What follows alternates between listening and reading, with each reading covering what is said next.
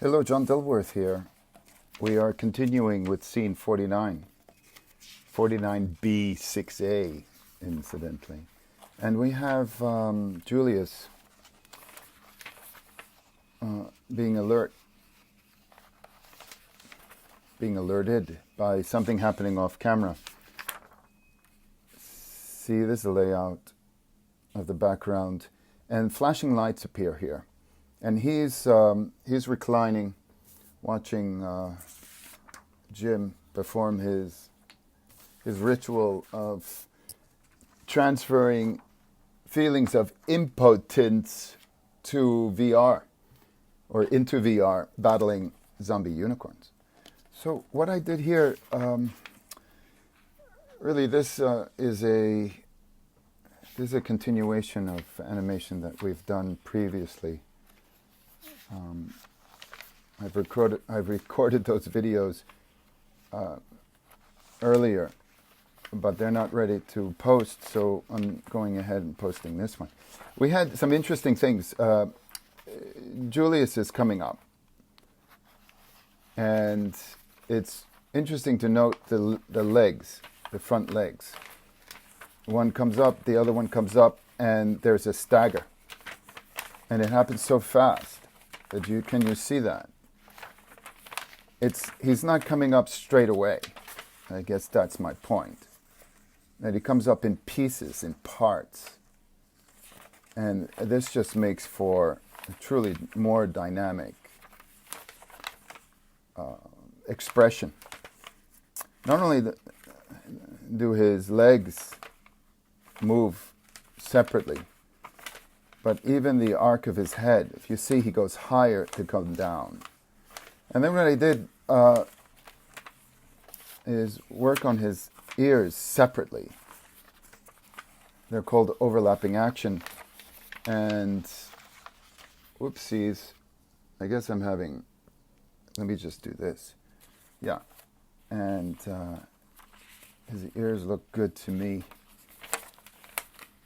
So what I'm going to do now is I'm going to give these ears a little bit of continuation. I was just doing another Skype with Renee W, and she's a musician, and we started talking about music ideas, and this is a metronome.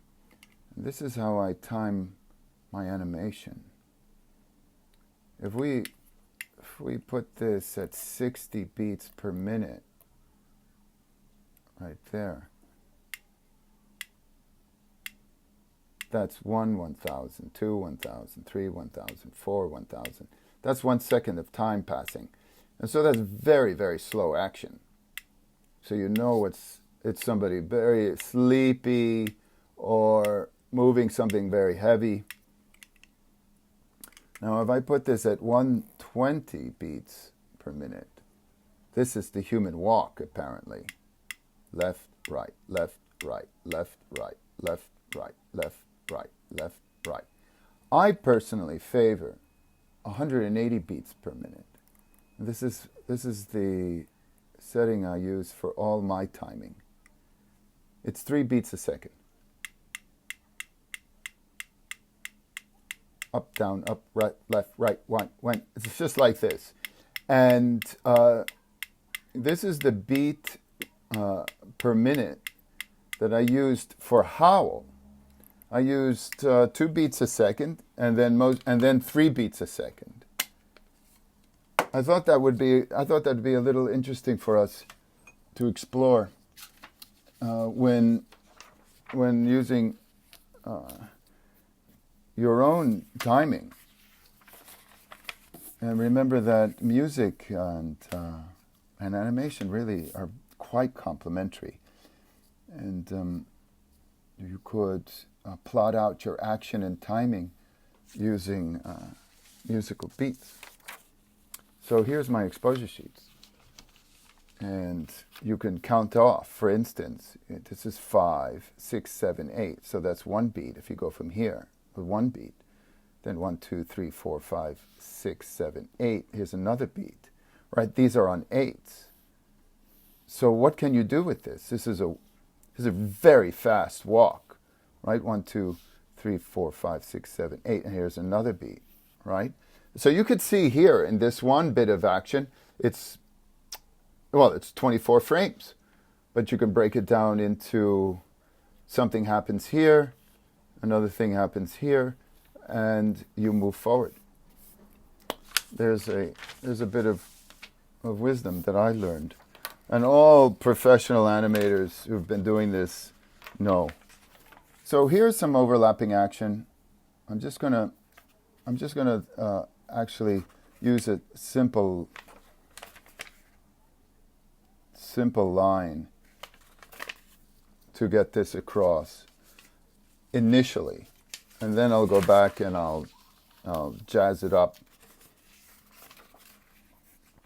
And they're both moving at different speeds, different directions, and even the spacing of them will change. And I just love that. You know, the little pieces of supplementary animation that you could move on a static drawing always improve those holds. So Julius here is going to be held for, I don't know what, maybe 16 frames.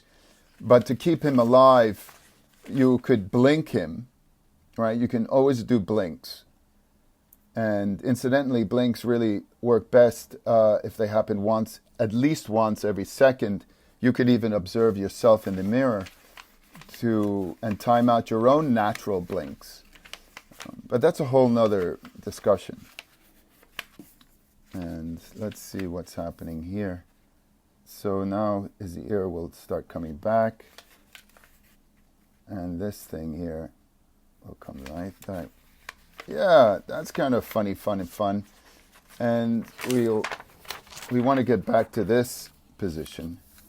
So let's take this lower drawing out so we can see more clearly. And we'll put one more here and see where we are. You may not see this because it's so faint. Oh, and this animates very nicely back into that. And this one will continue like so. And what I also love is that they don't stop at the same time. You could have one stop first and the other a few frames or a frame later.